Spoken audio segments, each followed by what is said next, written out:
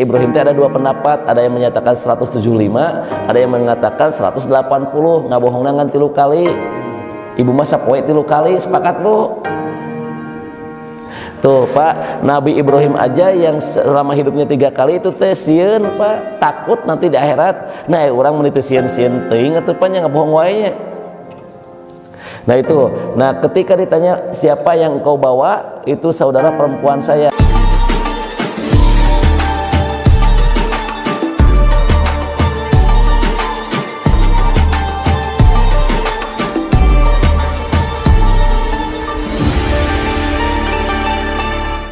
80 ngabohongna ngan 3 kali.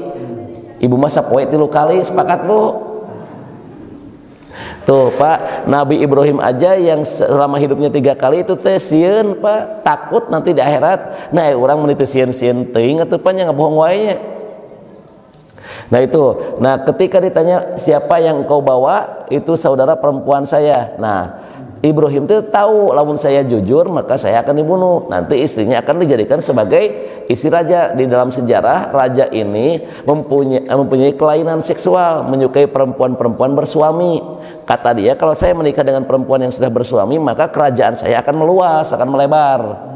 Nah tahu kata Ibrahim itu mau api beneran ya jujur mah. Ternyata bener Ibu, jujur aja nggak bener, salah gitu bener Bu. Akhirnya kata Ibrahim nggak jujur, ternyata kata raja penjara, dia di penjara Bu. Nah ketika Ibrahim berdoa, ya Allah mudah-mudahan raja tidak bisa menyentuh Sarah, ijabah dapat doana. Kemudian Pak raja mau pegang tangan Sarah, pingsan Pak rajanya. Udah beberapa kali kata raja, saya seumur-umur kalau ingin perempuan gampang banget, kok yang ini mah susah banget ya, yang itu Bu. Akhirnya kata raja lah udah bebaskan. Dibebaskanlah, tapi dengan syarat ini 2 orang ini tidak boleh berada di negeri Mesir. Nah karena raja melihat sosok Ibrahim itu yang luar biasa, raja menghadiahkan seorang perempuan. Hadiah bahasa Ibraninya adalah hajar, lain hajar batu di dia apa Hanes. Hajar itu pemberian, Bapak cek aja nanti di Toret, Bapak saya silakan Bapak baca nanti di Toret. Hajar itu diambil dari kata hajarun yang artinya pemberian. Nah dipasihkanlah eta istri. Ketika dipasihkan eta istri, dibawalah ke Palestina. Nah berkumpullah bertiga. Kemudian Sarah bilang, ya Ibrahim, engkau menikah dengan aku udah lama banget, namun sampai saat ini pun Allah belum mengkaruniai seorang anak, dan aku khawatir siapa yang akan menjadi pelanjut dakwah nanti. Maka kata istrinya, Kang menikahlah dengan Hajar, silakan nggak apa-apa. Nah akhirnya Bu, Ibrahim nikah dengan Hajar. Nah ketika nikah dengan Hajar, ternyata tidak lama dari itu Allah karuniakan anak yang bernama Ismail. Ismail itu bahasa Ibrani Pak. Isma itu artinya pendengaran, Il itu Allah.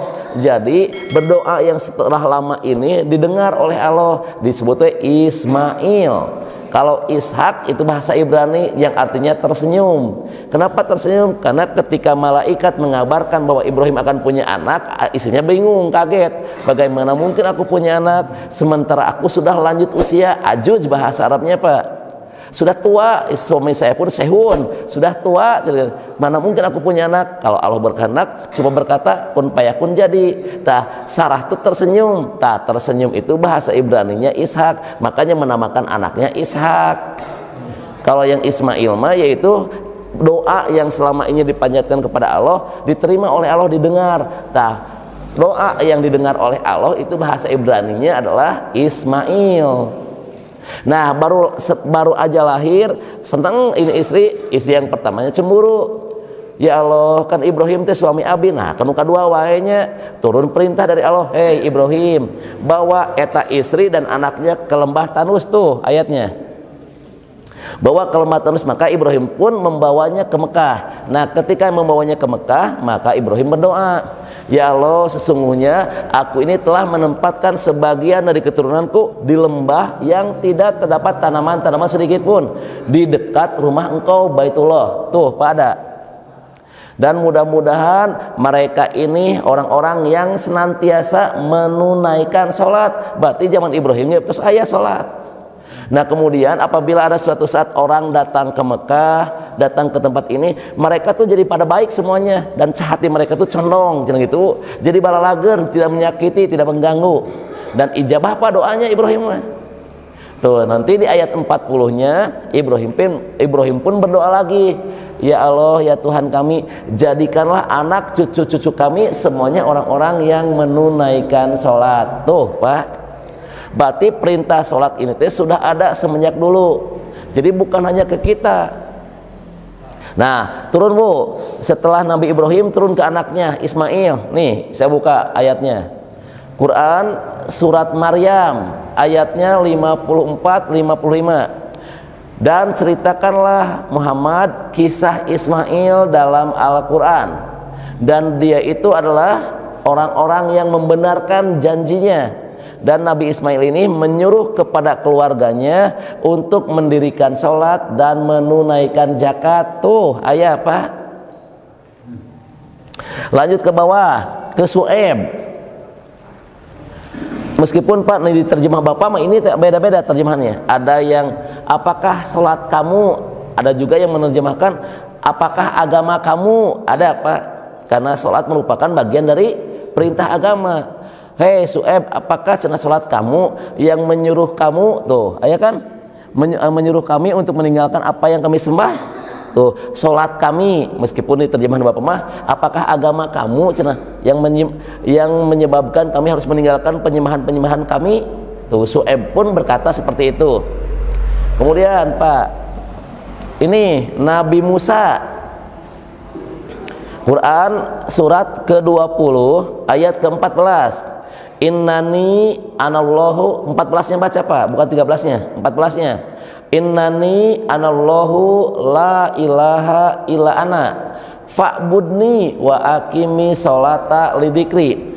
Innani, sesungguhnya aku ini, ana Allahu, aku ini Allah, la ilaha, tidak ada yang berhak disembah, illa ana, kecuali aku, fa'budni, maka sembahlah aku, wa aqimi sholata, dan dirikanlah sholat, lidzikri, untuk mengingat kepadaku. Tuh Pak, ini ayat yang Toha yang ayatnya 14 itu lagi bercerita tentang Nabi Musa. Hei Musa, ingat ya aku ini Allah, gitu Pak. Nah nanti Allah Pak memberitahukan ke Musa, Musa tolong ajarkan perintah sholat kepada kaummu. Tuh bawahnya ada Quran surat Yunus ayat 87.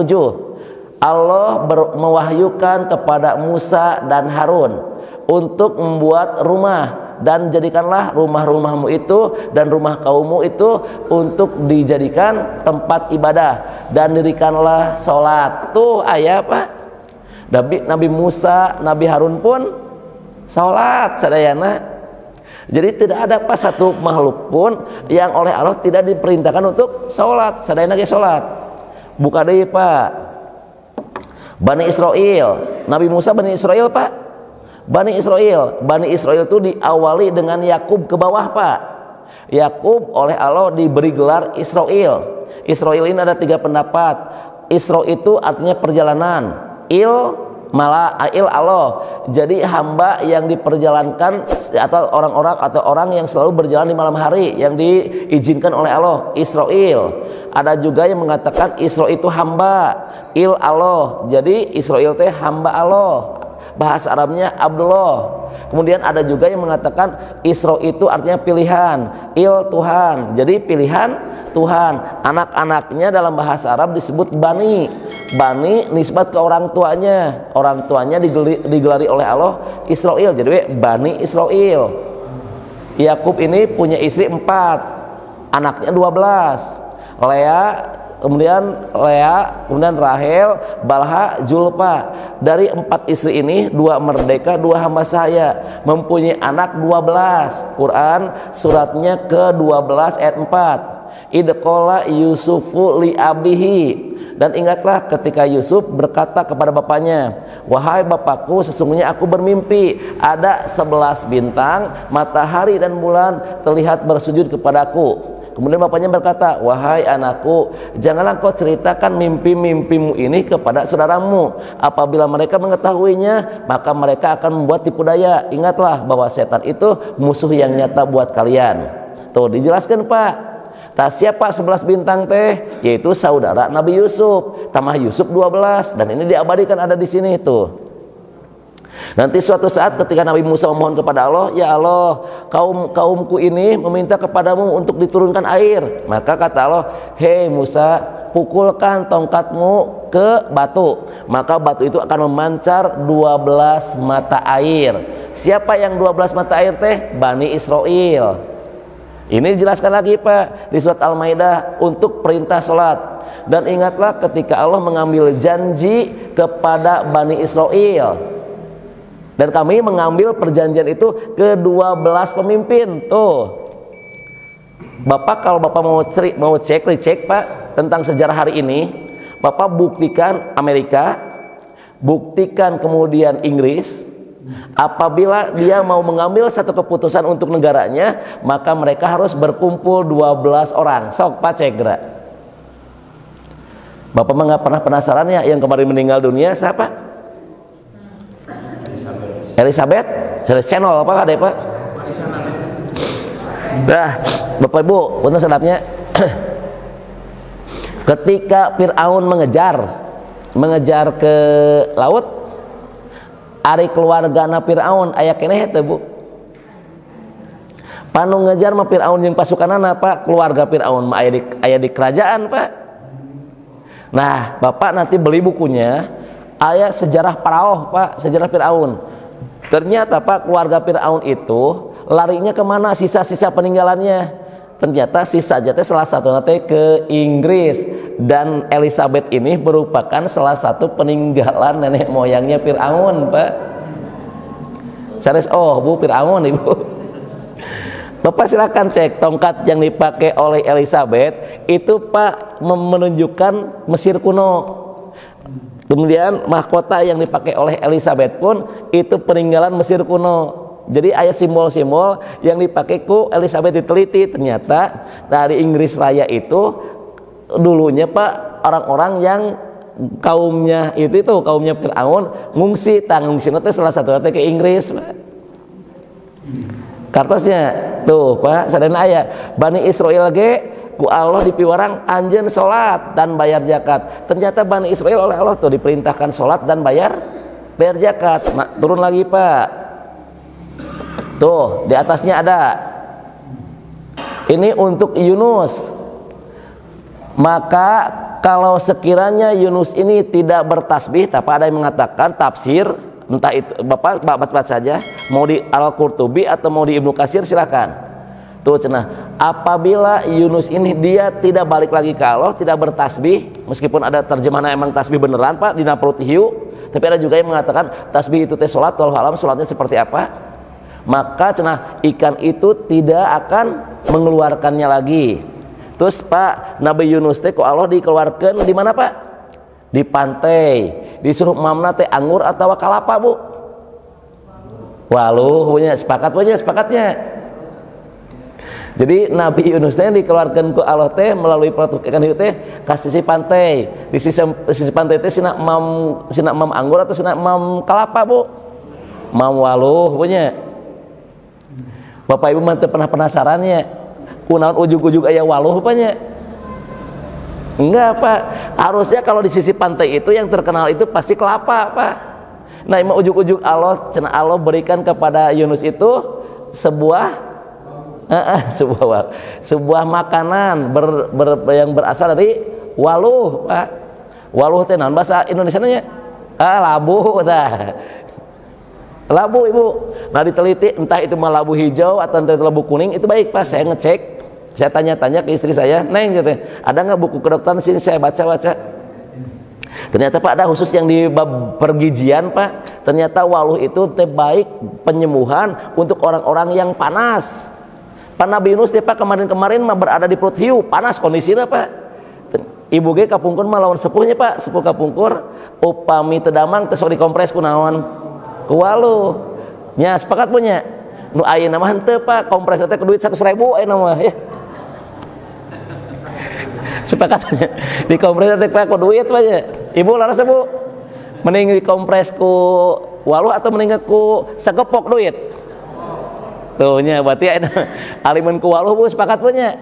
Hayang kunaon Bu? Dikompres ku artos sepakatnya. Nah, itu Pak ya. Tuan doana Pak. Sami itu. Maka ia meminta ampun kepada Robnya dan lalu dia menyungkur sujud. Menyungkur sujud naon Pak? Salat. Terus yang bawahnya.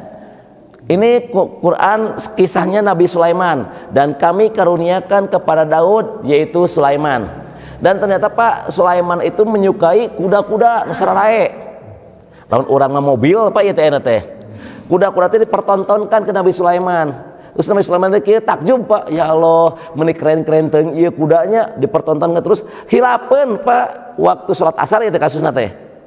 Pas kieu nonton-nonton, ya Allah telat salat, telat Pak lain teh salat kade. Telat waktu sholat, apa kata Nabi Sulaiman?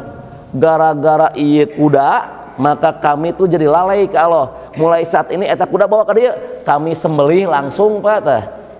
Pak bapak gitu Pak, boga mobil pakai bangor wae, jual mobil Pak tah. Ya. Ini sama ya. Tuh cenah jadi melalaikan aku karena sholat.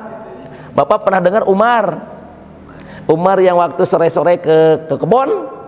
Pas Umar ke kebun, ternyata pas pulang dari kebun sholat asar sudah beres. Apa kata Umar? Gara-gara ke kebun jadi we tinggalin sholat asar. Mulai hari ini aku sedekahkan ternyata kebun, jangan Ibu. Ternyata Umar mah saking apik hati-hati tidak mau ketinggalan sholat berjamaah. Orang mati iswe panya. Hari-hari ya. Tuh, jadi Nabi Sulaiman pun sholat ya.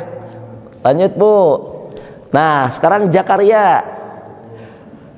Tuh Zakaria kayak doa.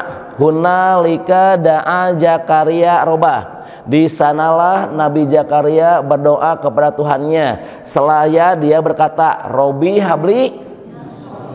Karena mana wae umumnya. Sadar Bapak Ibu mak tingali Ibu, nah Robi habli minasolihin kumaha teh. Anak. Eta sabaraha kali di dia bi ngawas, ayo Robi habli minasolihin. Bu, kunaon upami Robi habli minasolihin hayo. Robi habli minasolihin mah Nabi Ibrahim. Quran surat As-Saffat ayat 100. Ketika Nabi Ibrahim kepada Allah berdoa, Robi habli minasolihin. Ieu mah Nabi Zakaria Ibu. Ayo minasolihin ya. Nabi Zakaria berdoa tuhuna lika da'a Zakaria robah. Di sanalah Nabi Zakaria berdoa kepada Tuhannya seraya ia berkata, Robi habli miladunka duriyatan thayyibah innaka sami'ud du'a. Ya Allah ya Tuhan kami, karuniakan kepada kami dari sisimu keturunan yang baik-baik. Maka jawabannya apa? Dan sesungguhnya Engkau Maha mendengar segala doa. Tah 39-nya. Panadathul malaikatu wa huwa qaimun yusolli bil mihrab. Maka malaikat datang mengabari ke Nabi Zakaria ketika Nabi Zakaria berdiri lagi sholat. Apa kabarnya? Hei Zakaria, engkau akan diberikan seorang anak namanya Yahya yang belum pernah diberikan oleh Allah kepada siapapun, dan eta Yahya adalah seorang yang membenarkan kalimat Allah, dan dia pun seorang nabi, dan dia itu seorang sayyid, penghulu, dan dia pun seorang hasur, orang yang terjaga syahwatnya, dan ia seorang nabi dari golongan orang-orang yang soleh. Tuh Pak, Nabi Zakaria ge sholat Pak. Hiji deui Nabi Isa, Quran suratnya Maryam ayatnya 30-31. Ini Abdullah, tuh kata Nabi Isa, aku ini adalah hamba Allah, dan aku ini orang yang diberi Injil oleh Allah, dan aku ini adalah seorang nabi dan rasul, dan kami diberkahi dimanapun aku berada. Dan kami, kata Nabi Isa, oleh Allah diperintahkan untuk melaksanakan sholat dan membayar zakat selama aku hidup. Tuh Pak, ayah sedayana ya. Nah ya Bu, ayah sadi nu deket jeung Nabi Isa teh saha Bu? Anu sajaman jeung Nabi Isa saha? Yahya. Ya itu sejaman Bu, Yahya dengan Nabi Isa mah. Nih hadisnya. Nah hadisnya. Sesungguhnya Allah memerintahkan kepada Yahya bin Zakaria 5 kalimat, 5 perintah untuk diamalkan oleh Yahya dan diperintahkan ke Bani Israel. Namun tuh Yahya mah lambat dalam menyampaikannya. Kemudian Nabi Isa berkata, tuh sajaman Pak jeung Nabi Isa. Maka Nabi Isa berkata kepada Yahya, wahai Yahya, eta perintah Allah enggal amalkeun, enggal perintahkan ke Bani Israel. Kalau tidak kamu perintahkan ke Bani Israel, atau satu ku abi cenah cek Nabi Isa, ya udah atuh saya yang perintahkannya, saya akan memerintahkan ke Bani Israel. Maka Yahya berkata, apabila kamu Isa mendahului saya memerintahkan ke Bani Israel, aku takut saya itu nanti dibenamkan oleh Allah ke dalam bumi atau aku diajab oleh Allah.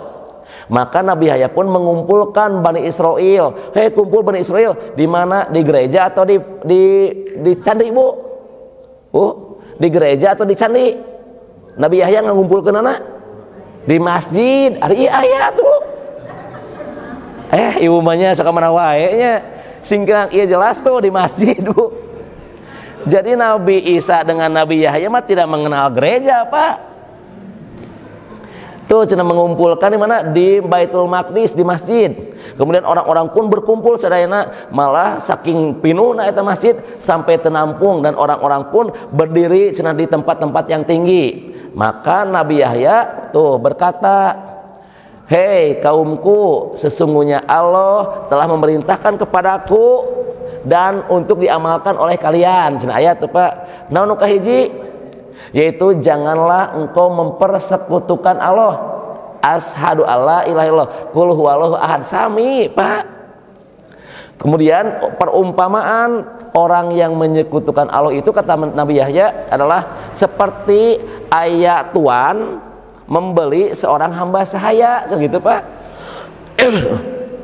Kemudian si tuan itu berkata kepada hamba sahaya teh, hei hamba sahaya, ini rumahku, ini pekerjaanku, silahkan kamu tempati rumahku ini dan bekerjalah yang baik untuk aku. Ternyata si hamba ini teh malah beribadah, malah bekerja ke orang lain. Bagaimana perasaan si tuan itu? Itu Bu,